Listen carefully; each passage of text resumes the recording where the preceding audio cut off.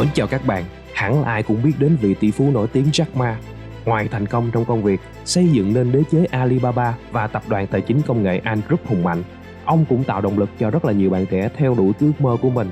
Tuy nhiên, đời không như là mơ, mới đây chính quyền tỉnh Hàng Châu Trung Quốc vừa thông báo bắt giữ một người đàn ông họ Ma.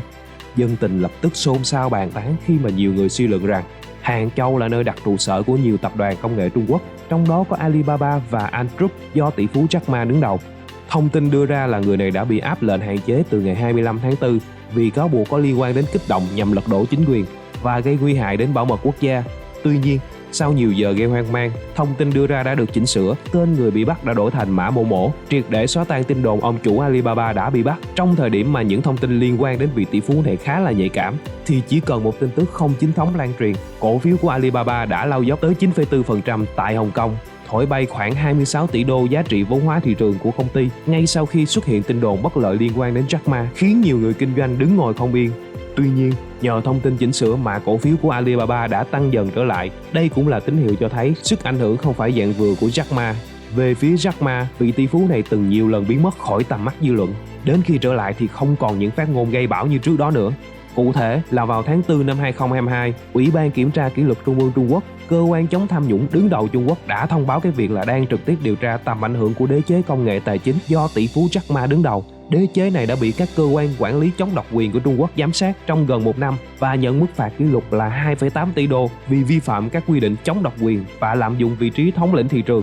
Nhiều bạn sẽ hỏi là một người thành công như là Jack Ma lại có sức ảnh hưởng rất là lớn, như câu nói chúng ta hay nói là có tiền thì có quyền, sao lại gặp những cái biến cố này? Thì hàng loạt thuyết âm mưu được đưa ra, nhưng trong đó lý do được đồn đoán nhiều nhất chính là đằng sau tất cả việc này là cuộc thanh trừng để củng cố quyền lực của Chủ tịch Trung Quốc Tập Cận Bình.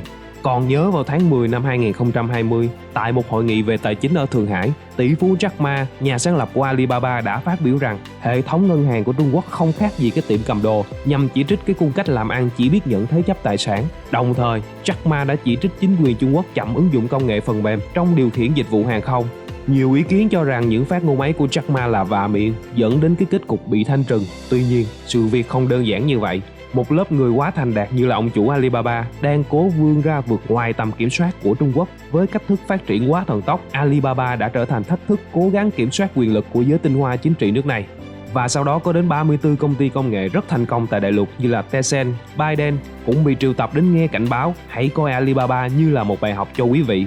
Những người khởi nghiệp sau năm 1980 như là Jack Ma từng được hỗ trợ rất là nhiệt tình, phù hợp với quan điểm lãnh đạo của Trung Quốc lúc bấy giờ, đó là mở cửa kinh tế tư nhân. Ông Đặng Tiểu Bình rất thành công với cái lối mở cửa táo bạo này. Nhưng hãy nhìn lại, nền kinh tế Trung Quốc từ khi bùng nổ tăng trưởng, kinh tế tư nhân ngày càng phát triển, tỷ phú khởi nghiệp ngày càng đông đảo, trong khi đó các doanh nghiệp nhà nước lại phá sản đồng loạt. Điều khiến ông Tập lo lắng là Trung Quốc mất quyền lãnh đạo toàn diện và triệt để khi khu vực công lép vế trước khu vực tư. Nhà nước điều tiết kinh tế xã hội thông qua quyền lực cốt lõi là sức mạnh của tập đoàn, tổng công ty nhà nước. Nếu không nắm kinh tế thì mệnh lệnh hành chính không đủ sức điều khiển các ông chủ giàu có, đậm chất nhà tư bản.